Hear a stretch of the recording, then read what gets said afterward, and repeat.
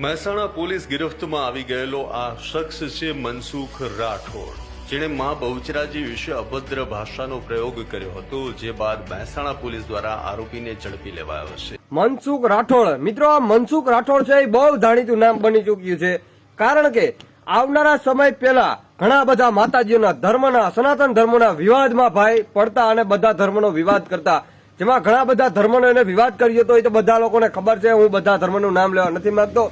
બધી પબ્લિકને, અત્યારની પબ્લિકને ખબર છે કે મનસુખ રાઠોડ છે એ ગમે ત્યાં પોતાના લાઈવ ડાયરાની અંદર અથવા પોતાના જે ક્યાંય પણ જગ્યાએ ભાઈ બોલવા જતા, એ જગ્યાએ સનાતન ધર્મ વિશે બોલતા, માતાજી વિશે બોલતા, મેરડીમાં વિશે, જેમાં સુરાપુરા ધામ ભોળાતનો પણ વિવાદ કર્યો હતો અને બહુચરમાનો વિવાદ પણ અત્યારે ચાલુ છે. તેમાં મિત્રો એક ભાઈએ એના વિશે ફરિયાદ નોંધાવી દીધી છે અને ભાઈ હવે પકડાઈ ગયા છે, જેના વિડીયો તમને અહીં સાઈડમાં હું બતાવી રહ્યો છું. બધા હાલ અત્યારે મનસુખ રાઠોડ ઉપર મુસીબત આવી પડી છે.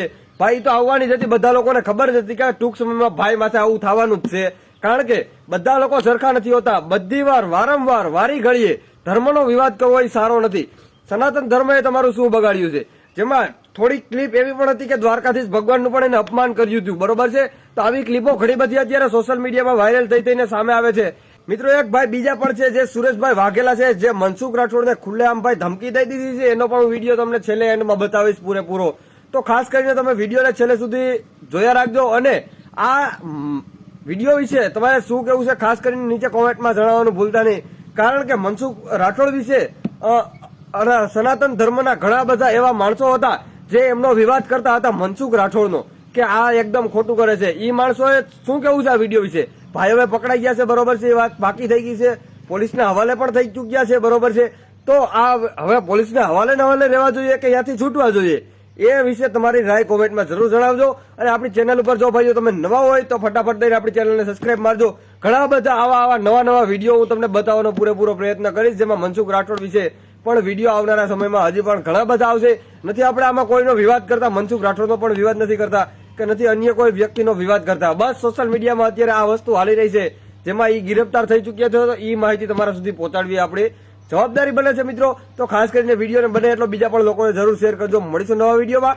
જય હિન્દ, જય ભારત. જય માતાજી. હું પાલિતાણા સુરેશ વાઘેલા. અને હમણાં ઘણા સમયથી એક મનસુખ રાઠોડ જે ધર્મની માથે ટિપ્પણી ખરાબ કરે છે.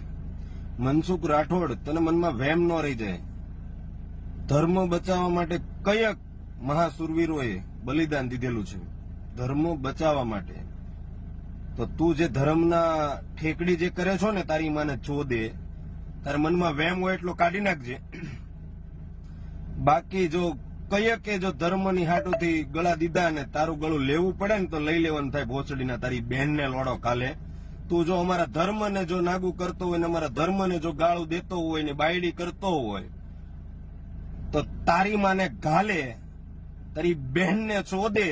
તને મનમાં વહેમ ન રહી જાય કે અમારા ધર્મ ઉપર તું જે શબ્દો ઉપયોગ કરે છો અને તું બચી જઈશ. તને ધર્મ અત્યારે ભાલું નહીં લે, અમારે જ લેવાનું છે. તારી માને લોડો કાલે તારે રહેવું એમ રહેજે, તારી બહેનને ચોદે. અને તું જે હાઈકોર્ટની, પોલીસ સ્ટેશનની ધમકીઓ મારે છો કે હું હાઈકોર્ટમાં હોઉં છું અને તમારે કઈ મને મળવું હોય તો પોલીસ સ્ટેશનમાં કેચ કરો તો હું મળું. તારી માને ગાલે તારે જેટલું દોડવું એટલું દોડી લેજે. પોલીસ સ્ટેશનમાં તો દર્શન તારા થશે જ. તે હવે જે હિન્દુ ધર્મની ઉપર તું જે શબ્દો ખરાબ જે બોલો છો, અને હિન્દુ કઈ આમ જો ચાના માના નહીં બેહી લેતા રહો, એ સાંભળી તારી માને ગાલે તારે દોડવું એટલું દોડી લેજે. બાકી તને કોણ બચાવે છે જોઈ લે, તારી બેનને ચોદે.